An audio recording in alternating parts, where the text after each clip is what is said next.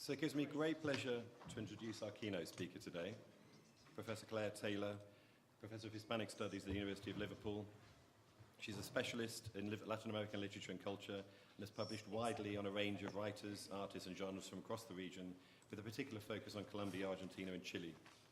Within Latin American cultural studies, she takes a particular interest in the varied literary and cultural genres being developed by Latin or Latino Americans, especially hypertext novels, e-poetry and net art. And she's published numerous articles and book chapters on these topics and is the co-author of the recent volume, Latin American Identity and Online Cultural Production, and author of the recent monograph, Place and Politics in Latin American Digital Culture, Location and Latin American Net Art. She recently held an HRC follow-on funding grant for a project on Latino American digital art, which includes a series of impact and engagement events and a book entitled Cities in Dialogue. And she's here to give us a keynote speech on digital culture and rethinking modern languages. Thank you, Claire. Okay, thank you, Paul. Can everybody hear me? Is the mic switched on? No. Okay.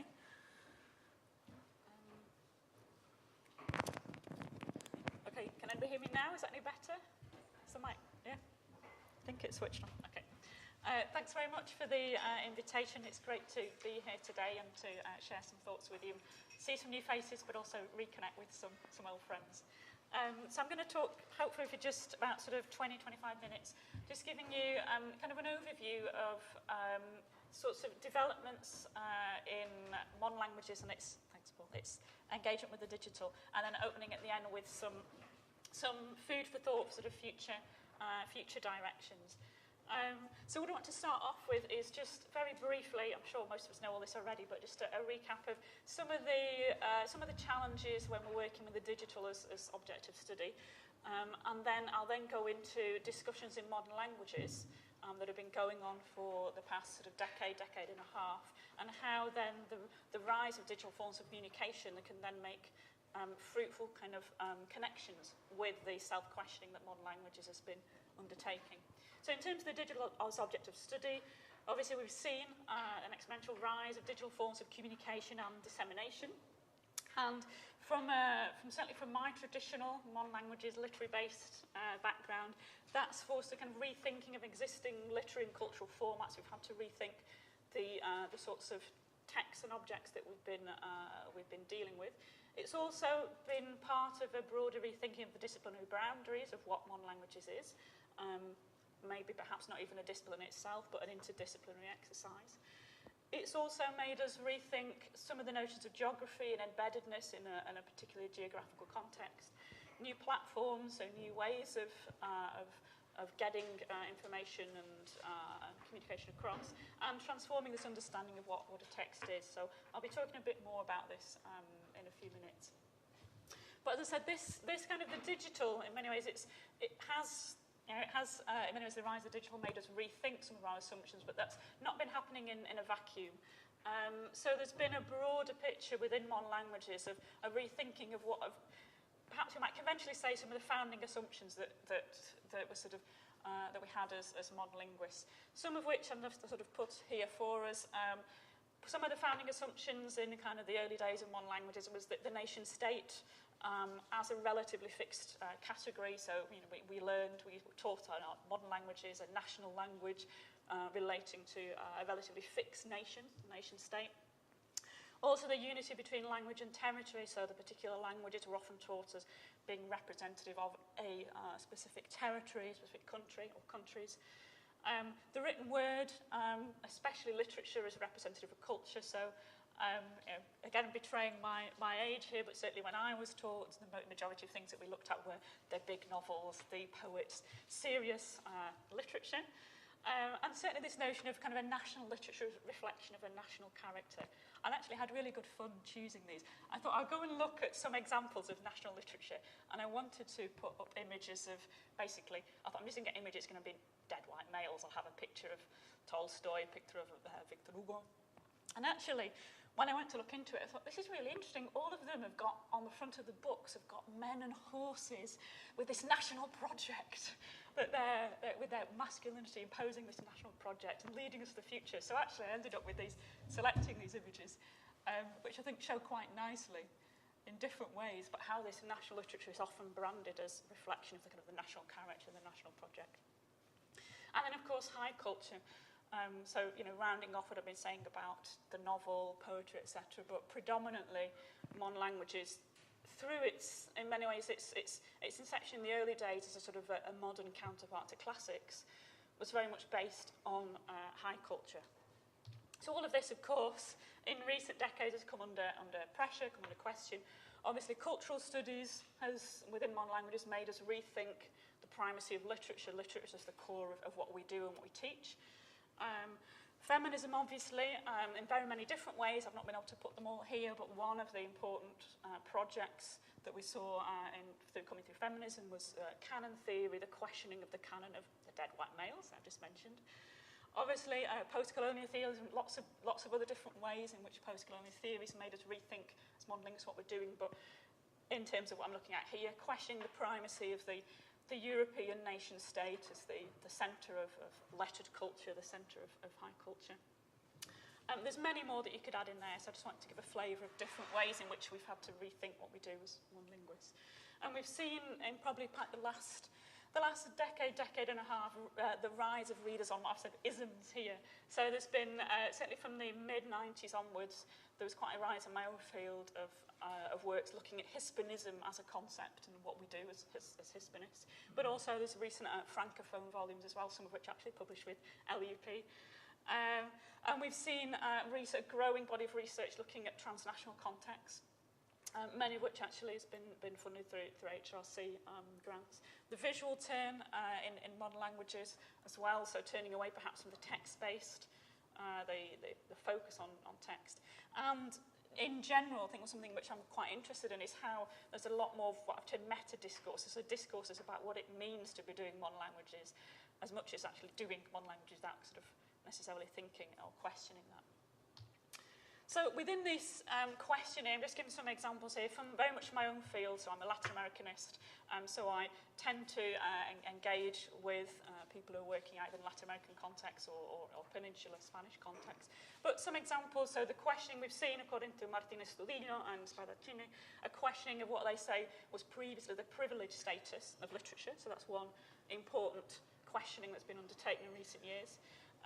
Castillo and Eggington have noted as well an important development is the fading away of loyalties to national languages, very important in both the Latin American and the Peninsular and Spanish context.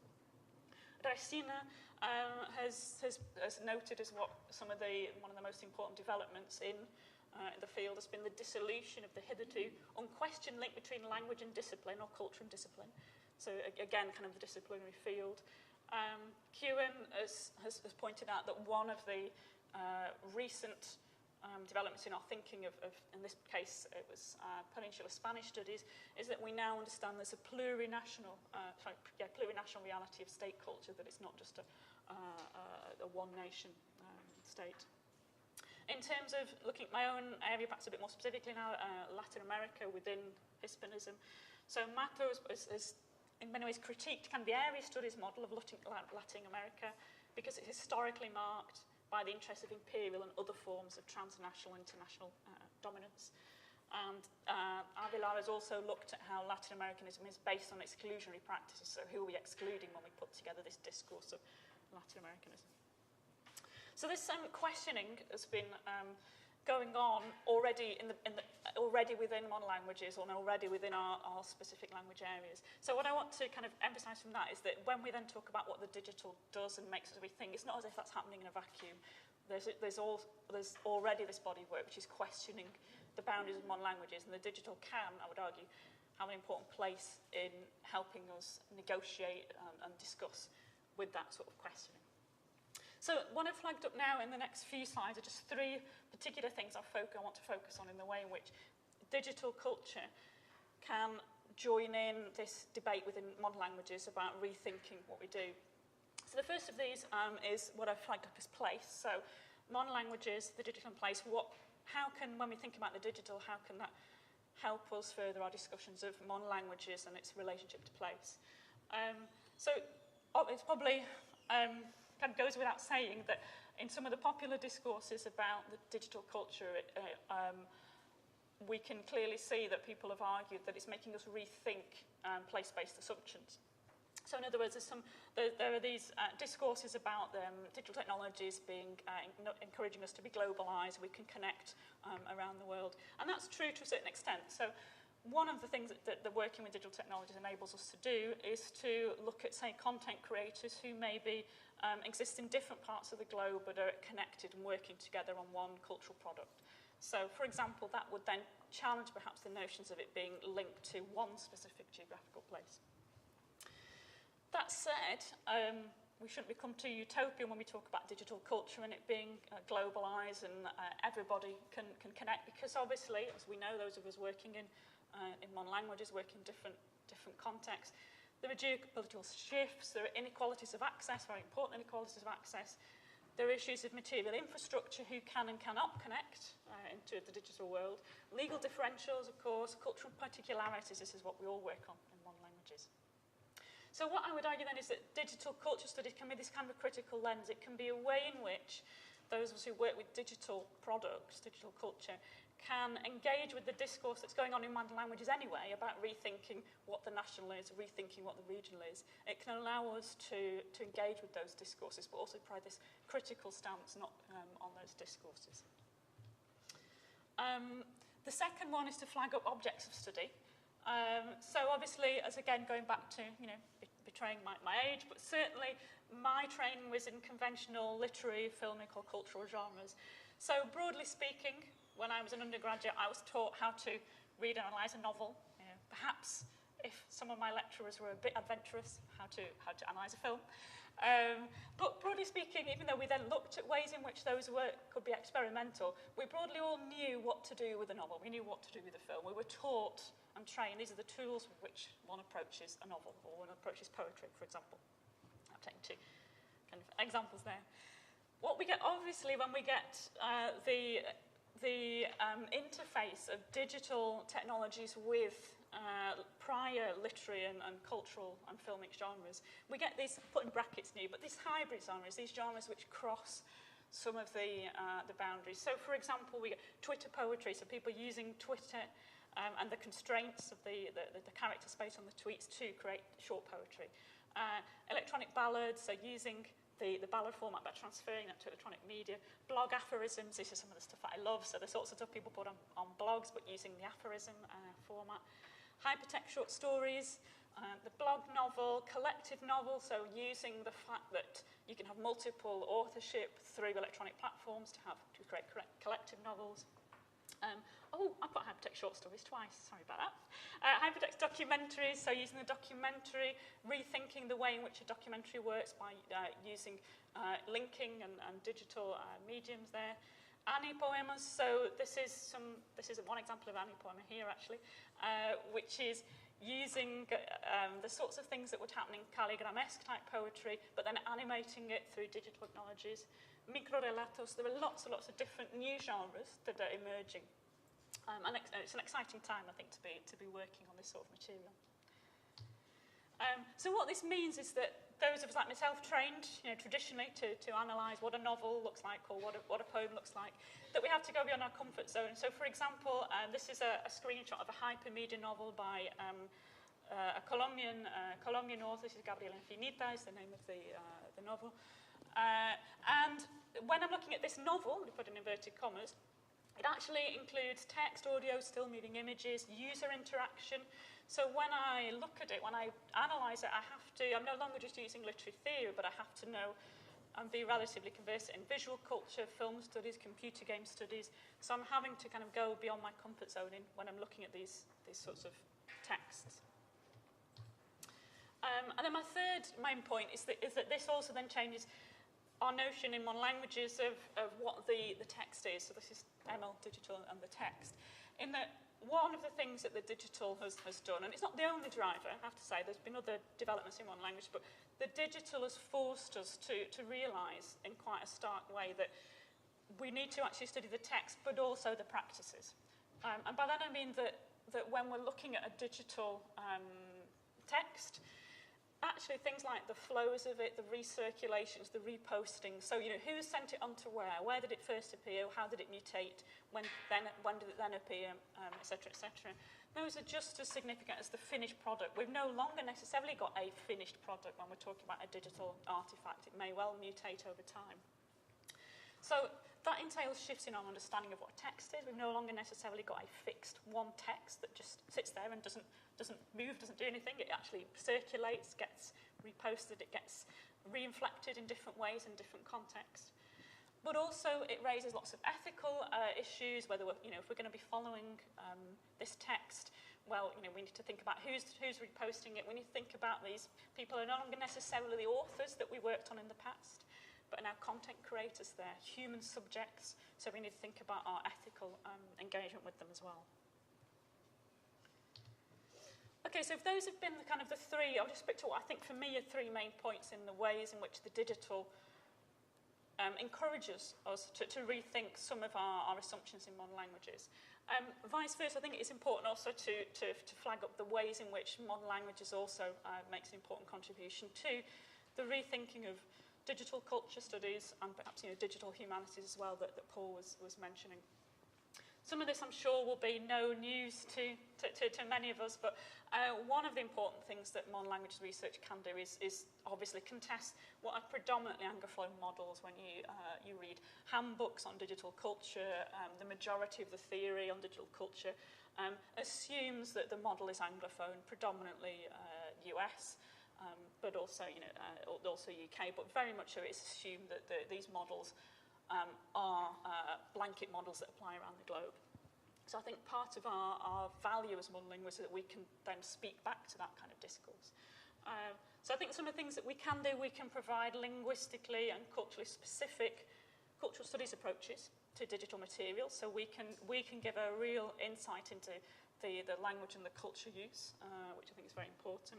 And also we can look at how these digital technologies, some of which may indeed be used globally, but they're inflected differently in distinct cultural contexts. I think that's another important contribution that we as modern linguists can make. So I want to then, I'm going to go, just before I go on to my final slide, we're going to open some questions. Then I just want to talk now just very briefly about how I see perhaps this coalescing, or perhaps one of the ways in which this critical lens that I mentioned at the beginning, modern languages doing digital can offer this kind of critical lens. And I think this is perhaps through the cultural studies that I alluded to at the start, which has sort of shifted our understanding of the text. Cultural studies, as we know, is an interdisciplinary endeavour. It's drawing on more than one discipline. That's seen as one of the potential tensions, but certainly in some of the responses to cultural studies. Also, certainly, some of the work from the 90s onwards, from some circles, saw cultural studies as a perceived attack on high culture. So that is, a tension to be negotiated. But perhaps what interests me most, really, is the sense or the questioning to the extent to which cultural studies has lost its critical edge. So obviously, cultural studies, when it was first conceived of through the Birmingham School, drew on a very strong Marxist-influenced heritage and had very much a left-leaning thrust. There's been those over the recent years who've argued that cultural studies now has become banal and popular and doesn't necessarily have a critical stance to make anymore. So Neil Larson has said that cultural studies has become just got this increasingly celebratory tone. It's perhaps now less radical than it appears.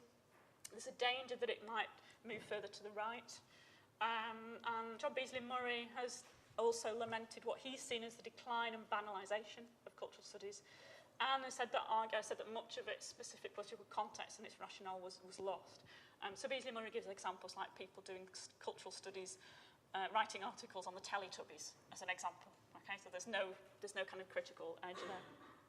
But what I would argue that we can do as modern linguists working with digital culture, which fits in an ambivalent position to cultural studies, is that we can actually provide this kind of critical edge, that our role, precisely because we're looking at the cultural and the linguistic specificity, we're looking at the creative and perhaps resistant ways in which technology, digital culture is used, we can actually provide this critical stance on the material, and we can be part, hopefully, of the increasing, perhaps, radicalisation, or certainly an attempt to give back to cultural studies its critical edge that in some people's eyes it's started to lose in recent years. So I'm now going to end is thinking about how we might want to do this, and looking specifically, first of all, at a Latin American context. So there have been many people working in Latin American cultural studies who've argued that actually cultural studies can have a critical edge, and that's actually part of the importance of what it does.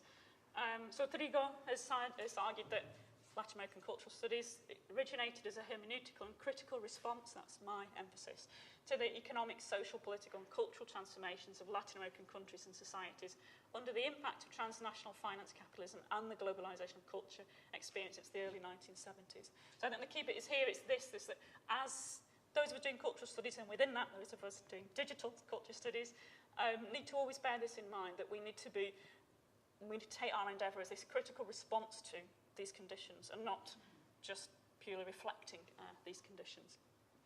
And Beverly has said what we need to be working for, and I think includes himself in this project, is recovering for the discourse of the left the space of cultural de-hierarchisation ceded to the market and neoliberalism within cultural studies. So in other words, the fact that yes, we've now cultural study does give us this opportunity to think beyond high culture, but then we need to recover that space for a critical discourse coming from the left. So what I want to end on now is really just some avenues. So I've kind of given you a bit of an overview of what I see, what people have said so far, where there are some interconnections.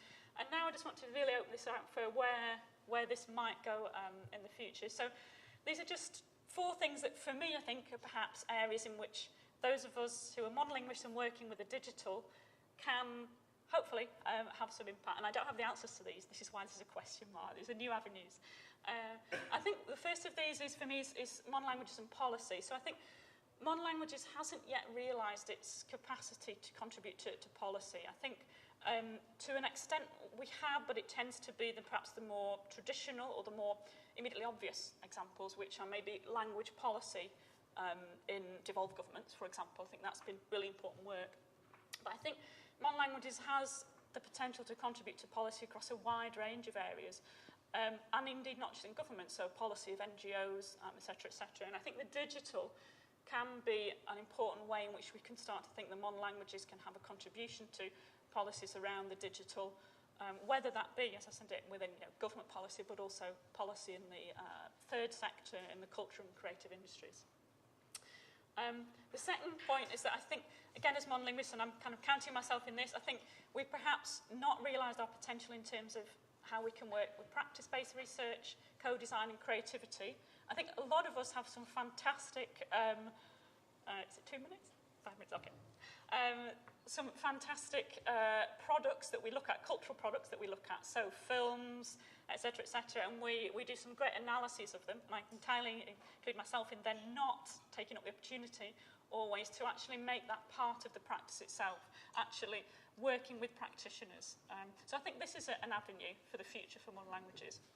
And perhaps digital technologies and working with digital culture can enable some of those discussions and enable some of that the creative practice. And particularly, I think many of us work on, say, particular language communities, and perhaps the digital can be a way of enabling co-design through some of those communities as well, those of us who work with them. The third point is modern language and interdisciplinarity. So we're aware that increasingly we're having to work in interdisciplinary ways, and I'll move on to one of the big drivers for that in the last point. And I think modern languages we tended to do that quite well in relation to our near neighbours, so working with historians, people from English, and then our kind of middle distance neighbours, we're doing that now, so working with sociology, anthropology, political science. But I think the difficult thing is our far neighbours, so for example, working with people across right at the other side of campus, so people who are medics, people who are physicists, etc. And perhaps, again, the digital can be one of the ways that can enable that. So thinking of some of the projects that are being undertaken around the digital humanities, but that's also then bringing in the medical humanities, for example, the different ways we could do that. And then finally, because this is very topical, obviously, global challenges. Obviously, we're all aware that there are very strong drivers for us to be, in our research, to be addressing global challenges. And increasingly, these global challenges can't be addressed by one single discipline because they're too complex. It needs actually teams working across disciplines, and often, coming back to this point about interdisciplinarity, not necessarily our near neighbours, but our distant neighbours. So I think, again, those of us working at the interface of monolanguage and the digital can have a role to play in perhaps enabling some of those discourses. And I think this is perhaps one of the ways forward in which we can ensure that monolanguages research is actually embedded in some of those bigger projects that are going to address the global challenges of the future. So I'd just like to end on there and might have time for questions. Thank you, yeah. So, does anybody have any questions or any comments? There's one there. Seems that you were saying that the digital had the classic question, the assumption that the conventional text is finished. Yeah. I was wondering if that could be nuanced more than, I mean, I was wondering if that was ever an assumption, actually. I mean, from my own point of view, I think if you think about something like Romeo and Juliet or Yeah. setting aside the digital, when you think about how that's changed, Romeo and Juliet becoming a side story, or Amphitryon being treated like Shakespeare, Cervantes, Price, Giraudoux. I was wondering if you could frame it more in terms of digital growing out of the assumption that the text is not finished. Yeah, I think that's every text has an afterlife, and therefore digital is a fantastic medium for exploring that. I mean, it's certainly true that digital, the rise of the kind of the theories about how digital culture works comes in parallel with say, the rise of studies of the paratext, for example, and the way in which texts mutate prior to digital technologies. So no, I wasn't intending to say that every text prior to digital technologies was always fixed. There are many people I know who work on manuscript variations and have worked on adaptations. I suppose my point is that there's, in some ways, let's say you have an edition of a novel and there were 3 editions and you've got the author's manuscript. You can fairly safely say that you've got all the extant copies of that novel. But with a digital text, because of its repostings, there are kind of potentially infinite routes by which that text can be repurposed. So I think there's that, but it is part of a continuum. I mean, hopefully what I gave a sense of is that the sorts of ways in which the digital is making us rethink, it's not in a vacuum. There's a broader picture of rethinking, of which, sort of adaptations and re-editions of texts are part of that. Thank you. Mine goes in the same direction, and I think what I'm thinking of as the text is not even that various editions. It seems to me, coming into this from, again, a literary background, that there is a continuum, and we're not actually making an ultimate maybe of our critical discourse. I'm thinking of the Barthesian text. I mean, and I often think that if Barth was still alive, this would gladden his heart, because in fact it actually is a demonstration of what he meant by the text. So the text has never been fixed. I'm not talking about the text as an artifact, but the idea of the text has always been a process in that sense. And so in fact those practices that have come out of that kind of critical analysis lend themselves beautifully to this, and we should celebrate that and make our point. I think we've forgotten that we're good at allowing the non-closure of text. Yeah, I didn't have time to mention, but the big hypertext theory books that came out in the mid-90s precisely based themselves on Barthes and Derrida. So they were using post-structuralist theories to then elaborate a theory of what hypertext would be. The only problem with that was that it tended to be very celebratory, and the assumption that therefore hypertext would always be liberating, and that we know that's not the case. So there were certain, certainly in the 1990s when Landau published his landmark hypertext. So basically he read hypertext as a structure through Barthes and Derrida, and was arguing it's about the decentering of the author, multiple versions, multiple pathways. Which has since been nuanced, but I think that there was a very strong dialogue, particularly in that period of. It's time to come back to it, because it seems to me that without being celebratory, it is a process that we're very comfortable with. But I think that some other disciplines are not. Yes, so that would be one way in which modern languages can have. This doesn't bother us at all. And some other disciplines get very, very heated. Yeah. Okay.